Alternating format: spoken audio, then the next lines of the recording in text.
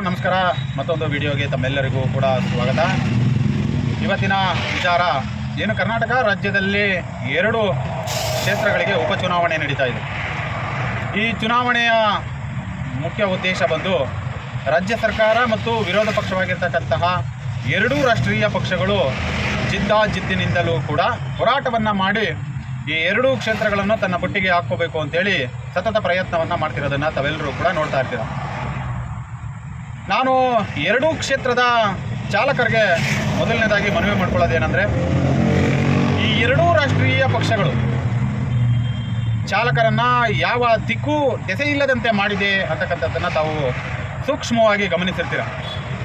ಒಂದು ಪಕ್ಷ ಹಲವಾರು ವಿಧಗಳಲ್ಲಿ ಚಾಲಕರುಗಳನ್ನು ತುಳಿಯುವಂತಹ ಕೆಲಸ ಕಾರ್ಯಗಳು, ಆಡಳಿತದಲ್ಲಿರುವಂತಹ ಸರ್ಕಾರ ಶಕ್ತಿ ಯೋಜನೆಯನ್ನು ತೆಗೆದುಕೊಂಡು ಬಂದು ಆಟೋ ಚಾಲಕರುಗಳನ್ನ ಸಂಪೂರ್ಣವಾಗಿ ವಿನಾಶದ ದಾರಿಗೆ ತೆಗೆದುಕೊಂಡು ಹೋದರೆ, ಇನ್ನೊಂದು ಪಕ್ಷ ಆಟೋ ಚಾಲಕರ ಪರವಾಗಿ ಧ್ವನಿ ಎತ್ತಿ ಚಾಲಕರ ಪರವಾಗಿ ನಿಂತು ಚಾಲಕರುಗಳಿಗೆ ನ್ಯಾಯ ಕೊಡಿಸಬೇಕಾದಂತಹ ಸರ್ಕಾರವೂ ಕೂಡ ವಿಧಾನಸಭೆಯಲ್ಲಿ ವಿಧಾನ ಪರಿಷತ್ಗಳಲ್ಲಿ ಚಾಲಕರ ವಿಚಾರವನ್ನೇ ಚರ್ಚೆ ಮಾಡದೇ ಇರುವಂತಹ ಒಂದು ಪಕ್ಷ.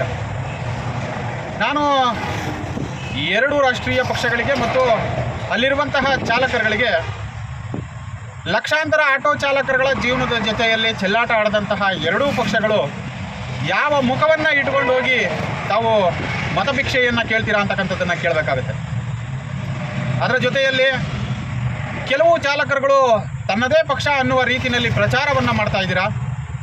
ಮೊದಲು ತಾವುಗಳು ಅರ್ಥ ಮಾಡ್ಕೋಬೇಕು, ನೀವು ಪ್ರಚಾರವನ್ನು ಮಾಡ್ತಿರೋದು ನಿಮ್ಮ ಮುಂದಿನ ಭವಿಷ್ಯದ ಅಳಿವಿನಂಚಿಗೆ ತೆಗೆದುಕೊಂಡು ಹೋದಂತಹ ಪಕ್ಷಗಳ ಪರವಾಗಿ. ಹಾಗಾಗಿ ಪಕ್ಷಗಳ ಪ್ರಚಾರವನ್ನು ಹೊರತುಪಡಿಸಿ ಈ 2 ಕ್ಷೇತ್ರಗಳಲ್ಲೂ ಕೂಡ ತಾವು ನೋಟ ಒತ್ತೋದ್ರ ಮುಖಾಂತರವಾಗಿ ಚಾಲಕರ ಭವಿಷ್ಯವನ್ನು ತಾವು ಪ್ರತಿನಿಧಿಸಬೇಕಾಗುತ್ತೆ.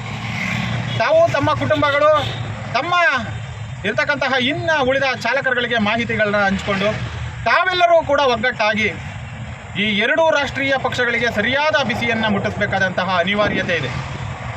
ಏಕೆಂದರೆ ಸತತವಾಗಿ 3 ವರ್ಷಗಳಿಂದಲೂ ಕೂಡ ಹಲವಾರು ಜಿಲ್ಲಾವಾರು ಕೇಂದ್ರಗಳಲ್ಲಿ ಮತ್ತು ಬೆಂಗಳೂರಿನ ರಾಜಧಾನಿಯಲ್ಲಿಯೂ ಕೂಡ ಸತತವಾಗಿ ಸರ್ಕಾರಗಳ ವಿರುದ್ಧವಾಗಿ ಧ್ವನಿ ಎತ್ಕೊಂಡು ಚಾಲಕರುಗಳು ಇವತ್ತು ಜೀವನ ಮಟ್ಟವನ್ನು ಸಂಪೂರ್ಣವಾಗಿ ಕುಸಿತಾ ಇದ್ದರೂ ಕೂಡ ಧ್ವನಿ ಎತ್ತಿದ್ರು. ಯಾವುದೇ ರೀತಿಯಾದಂತಹ ಒಂದು ಬೆಲೆಯನ್ನು ಕೊಡದೇ ಇರತಕ್ಕಂತಹ ಸರ್ಕಾರಗಳು, ಇನ್ನೊಂದು ಕಡೆ ಸತತವಾಗಿ ಆರ್ಥಿಕತೆಯಲ್ಲಿ ಸಂಪೂರ್ಣವಾಗಿ ಕುಸಿತಕ್ಕೆ ಒಳಗಾಗುತ್ತಿರುವಂತಹ ನಾಗರಿಕರು.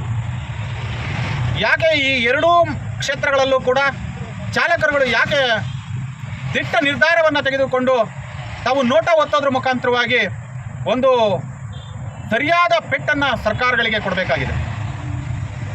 ಸ್ನೇಹಿತರೆ, ಇದೇ ದಾವಣಗೆರೆಯಲ್ಲಿ ಬೈಕ್ ಟ್ಯಾಕ್ಸಿಯನ್ನು ತೆಗೆದುಕೊಂಡು ಬರುತ್ತೆ. ಅವತ್ತು ಆಡಳಿತದಲ್ಲಿದ್ದಂತಹ ಸರ್ಕಾರಗಳು, ಅಲ್ಲೇ ಇದ್ದಂತಹ MLAಗಳು ಇದರ ವಿರುದ್ಧವಾಗಿ ಒಂದೂ ಮಾತುಗಳನ್ನು ಆಡದೇ ಇರತಕ್ಕಂಥವ್ರು ಇವತ್ತು ಏಕಾಏಕಿ ಮತಭಿಕ್ಷೆ ಬೇಕು ಅಂತ ಬಂದ ತಕ್ಷಣವೇ ನಿಮ್ಮ ಪರವಾಗಿ ನಾವಿರ್ತೀವಿ, ನಮಗೆ ಮತವನ್ನು ಕೊಡಿ ಅಂತ ಹೇಳುವಂತಹ ಒಂದು ಪಕ್ಷ. ಇನ್ನೊಂದು ಪಕ್ಷ ವಿರೋಧ ಪಕ್ಷವಾಗಿದ್ದು ಕೂಡ ಚಾಲಕರ ಯಾವುದೇ ವಿಚಾರಗಳನ್ನು ಚರ್ಚೆ ಮಾಡದೆ ಚಾಲಕರ ಪರವಾಗಿ ಒಂದೇ ಒಂದು ಪ್ರಶ್ನೆಯನ್ನು ವಿಧಾನ ಪರಿಷತ್ತು ಮತ್ತು ವಿಧಾನಸಭೆಯಲ್ಲಿ ಕೇಳದೇ ಇರತಕ್ಕಂಥವ್ರು. ಇಂತಹ ಪಕ್ಷಗಳಿಗೆ ಯಾವ ಮಾನದಂಡವನ್ನು ಇಟ್ಟುಕೊಂಡು ತಾವುಗಳು ಓಟ್ ಹಾಕ್ತೀರಾ ಅಂತಕ್ಕಂಥದ್ದನ್ನು ಇಲ್ಲಿ ಸೂಕ್ಷ್ಮವಾಗಿ ಗಮನಿಸಬೇಕಾಗುತ್ತೆ ಸ್ನೇಹಿತರೆ. ಹಾಗಾಗಿ ಈ 2 ಮತಕ್ಷೇತ್ರಗಳಲ್ಲೂ ಕೂಡ ನೋಟವನ್ನು ಒತ್ತೋದ್ರ ಮುಖಾಂತರವಾಗಿ ಈ ಒಂದು ಚಾಲಕ ಸಮುದಾಯವೂ ಕೂಡ ಬಲಿಷ್ಠವಾಗಿದೆ. ಮುಂದೊಂದು ದಿನ ನಾವು ಕೂಡ ನಿಮಗೆ ಏನು ಜಾತಿಗಳಲ್ಲಿ ಅಳತೆ ಮಾಡಿ ಜಾತಿಗಳ ಮಧ್ಯದಲ್ಲಿ ವಿಷಬೀಜವನ್ನು ಬಿತ್ತಿ ತಮ್ಮ ಬೇಳೆಯನ್ನು ಬೇಯಿಸಿಕೊಳ್ಳುವಂತಹ ರಾಜಕೀಯ ಪಕ್ಷಗಳಿಗೆ ಚಾಲಕರದ ಒಂದು ಜಾತಿ ಅಂತಕ್ಕಂಥದ್ದಿದೆ. ನಾವು ಕೂಡ ನಮ್ಮ ದುಡಿಮೆ ನಮ್ಮ ಕುಟುಂಬವನ್ನು ನಿರ್ವಹಣೆ ಮಾಡಬೇಕು ಅಂದರೆ ನಮಗೂ ಕೂಡ ಒಂದು ವೋಟಿಂಗ್ ಪವರನ್ನು ಕೊಟ್ಟಿದೆ. ಹಾಗಾಗಿ ಇರುವಂಥ ಎಲ್ಲ ಚಾಲಕ ಮಿತ್ರರು ಕೂಡ ನಾವೆಲ್ಲರೂ ಒಂದು ನಮ್ಮದೇ ಆದಂತಹ ಒಂದು ಚಾಲಕ ವರ್ಗದ ಜಾತಿ ಅಂತಕ್ಕಂಥದ್ದಿದೆ.